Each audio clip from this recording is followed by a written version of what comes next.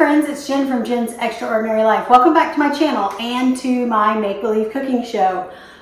We have got a dinner to go to today with some friends of ours, and I thought I'd bring a dessert along with me, and had one thing in mind and realized that I didn't have the ingredients to make that, and so I thought, well, let me just whip up some cake mix cookies. Super easy. You probably have everything in your pantry for this, and so I wanted to show you how to whip this together really quick for some delicious, almost brownie-like cookie bars, I guess, using a cake mix and just a few kitchen staples. So the first thing you're going to need, well, I've preheated my oven first of all to 350 degrees, which is pretty standard. I have got a yellow cake mix here. This happens to be Duncan Hines. You can use whatever variety you want. You can also use the buttery yellow I've used before cake mix, but this is what I had on hand, was just a regular yellow cake mix, so that's what we're using. I'm just going to dump that into a bowl. To that, I am going to add 1/3 of a cup of vegetable oil, canola oil, whatever you happen to have, half a cup of milk. I'm using 2%, but you can use whatever you use. 1 teaspoon of vanilla-ish. That might have been a little more than a teaspoon. It's fine. And then I have 1 egg.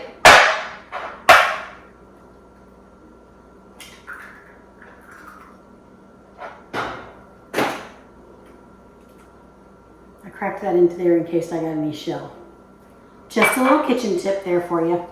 And then you're going to grease a 9x13. I've already sprayed that with cooking spray. And you're going to need about a cup's worth of chocolate chips. Normally I use mini chocolate chips, but I didn't think, I've been using these mini Ghirardelli chocolate chips in some other stuff, so I don't think I had quite a cup's worth. But I did have a little bit of white chocolate chips left and about a half a bag of milk chocolate chips left. So we're going to just use them all in there. So I'm going to take my hand mixer, actually. You could mix this by hand, but I'm going to let my KitchenAid do the work. On low,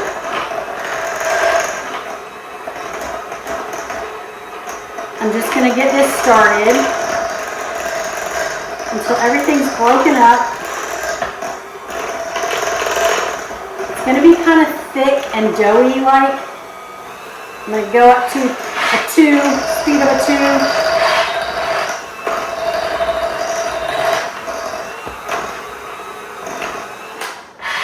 I just want to make sure everything's mixed up, so I'm going to take my spatula and just kind of make sure that what was on the bottom got mixed up in there, and it looks like it did.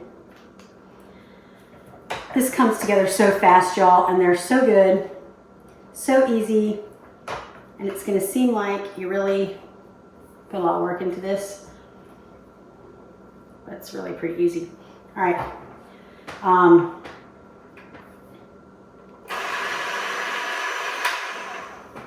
That is that.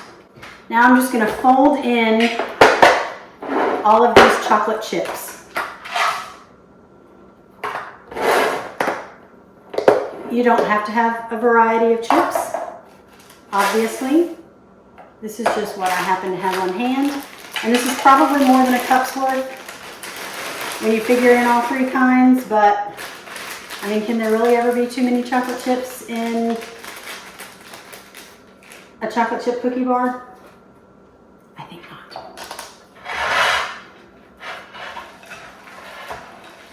So just kind of fold these in until you get them kind of evenly mixed.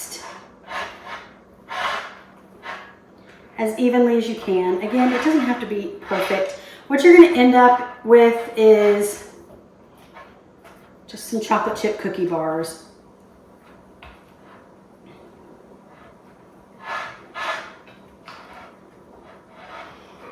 And I feel like they're kind of folded in pretty good. So now I'm going to take my 9x13. I've already greased it, like I said. Whoa. That it was almost a disaster. You can use whatever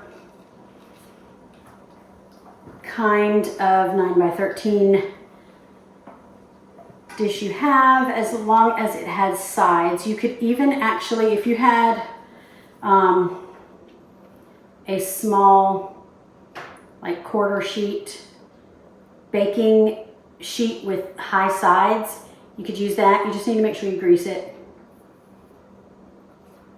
These are going to rise a little bit, but it's not going to be anything too crazy.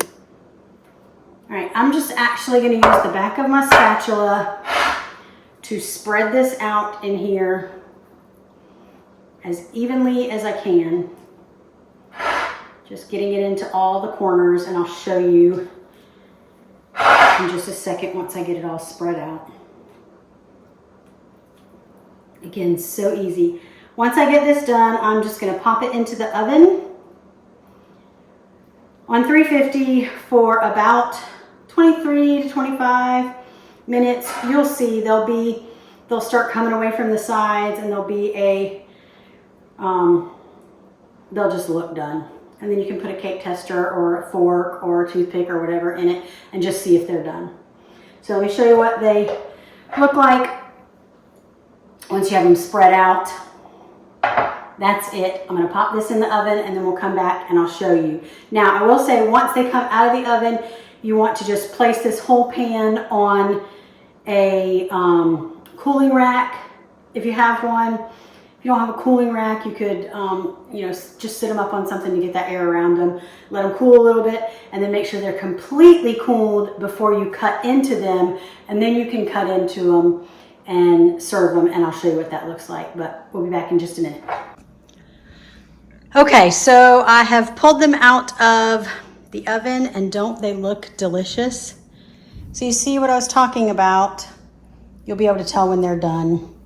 I put a cake tester in there, and it came out clean. They just, look like chocolate chip cookies.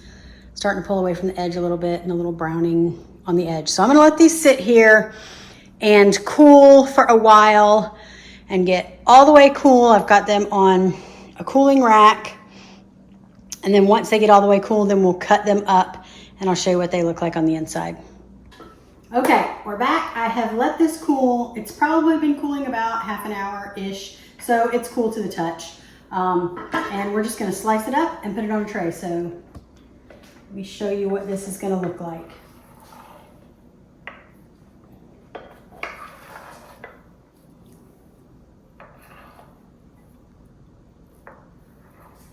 I'll just get a couple of pieces.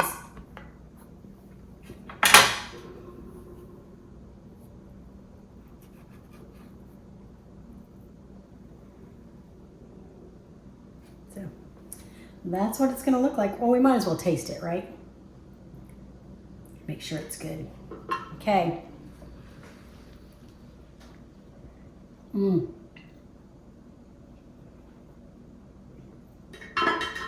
It's like a cookie and a cake and a brownie had a baby. If three things could have a baby. That's kind of what it's like.